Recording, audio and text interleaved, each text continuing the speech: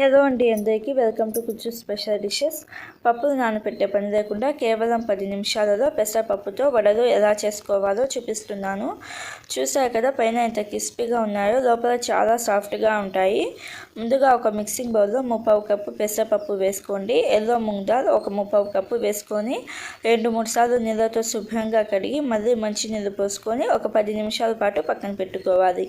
మీ దగ్గర 10 నిమిషాల టైం లేదు అనుకుంటే నీళ్ళని బాగా మరగనించి వేడి నీళ్ళు వేసుకొని పైన మూత పెట్టేసి ఒక 5 నిమిషాల పాటు పక్కన పెట్టుకున్నా కూడా సరిపోతుంది. పప్పులు నానే లోపల ఒక చిన్న మిక్సీ జార్ తీసుకొని మిక్సీ జార్లో 6 వెల్లుల్లి రెబ్బలు పొట్టుతో సహా వేసుకోండి. అలాగే 2 పచ్చిమిర్చిని సగానికి తుంచుకొని వేసుకోండి. 1 ఇంచు సైజ్ అంత అల్లం పైన పొట్టు తీసి శుభ్రంగా కడిగి వేసుకోండి. జీలకర్ర 1 టీ స్పూన్ వేసుకొని కచ్చాపచ్చాగా దంచుకోవాలి. ఇలాగ కచ్చాపచ్చాగా దంచుకున్న తర్వాత పప్పులు కూడా ఒక 50 నుంచి 70% దాకా నానిపోయి ఉంటాయి. ఈ నానిన పప్పులలో నీళ్ళు మొత్తం వడగట్టుకోండి. నీళ్ళు అస్సలేమీ లేకుండా పప్పులను మాత్రమే మిక్సీ జార్లోకి వేసుకోవాలి. నేను ఈ పప్పుని 2 సార్లు మిక్సీ జార్లోకి వేస్తున్నాను. మొదటిసారి మిక్సీ జార్లోకి పప్పులు వేసినప్పుడు మెత్తని పేస్ట్ లాగా గ్రైండ్ చేసుకోండి. ఒక 80 నుంచి 90% బాగా మెత్తని పేస్ట్ లాగా గ్రైండ్ చేసుకోవచ్చు. రెండోసారి మిక్సీ జార్లోకి పప్పులు వేసిన తర్వాత ఒక 2 టీ స్పూన్ల నానబెట్టుకున్న పెసరపప్పును పక్కన పెట్టుకోండి. రెండోసారి మిక్సీ వేసేటప్పుడు మాత్రం కచ్చాపచ్చాగా దంచుకోవాలి. మరీ మెత్తని పేస్ట్ లాగా కాకుండా కొంచెం కచ్చాపచ్చాగా దంచుకోండి. ఇలాగా కచ్చాపచ్చాగా దంచుకున్న పిండి కూడా వేసేసి ఒక మీడియం సైజు ఉల్లిపాయను సన్నగా కట్ చేసుకొని వేసుకోండి. అలాగే సన్నగా కట్ చేసి పెట్టుకున్న కరివేపాకు, కొత్తిమీర వేసుకొని పక్కన పెట్టుకున్న పెసరపప్పు వేసుకొని సాల్ట్ ఒక 1/2 టీ స్పూన్ వేసుకొని ఒకసారి బాగా కలుపుకోండి.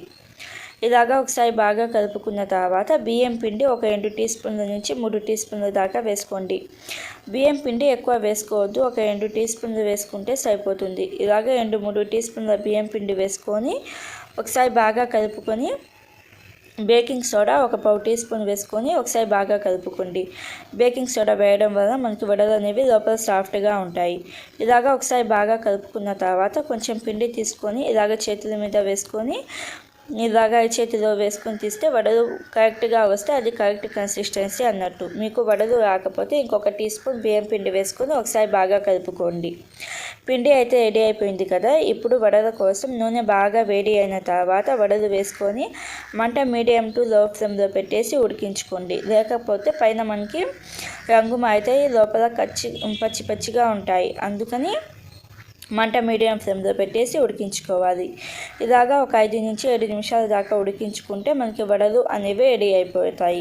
మీకు ఎన్ని వడలు కావాలంటే అన్ని వడలు సేమ్ ప్రాసెస్. అంటే వడలు వేసేటప్పుడు మంట హై ఫ్లేమ్లో పెట్టుకున్నా కూడా వడలు ఉడికించుకునేటప్పుడు మంట మీడియం ఫ్లేమ్లో పెట్టి దోరగా వేయించుకుంటే పైన క్రిస్పీగా లోపల సాఫ్ట్గా ఉంటాయి. అలాగే చల్లారినా కూడా చాలా క్రిస్పీగా ఉంటాయి. ఒకసారి తప్పకుండా ట్రై చేసి మీకు ఎలా వచ్చిందో నా కామెంట్లో చెప్పండి. Thank you friends.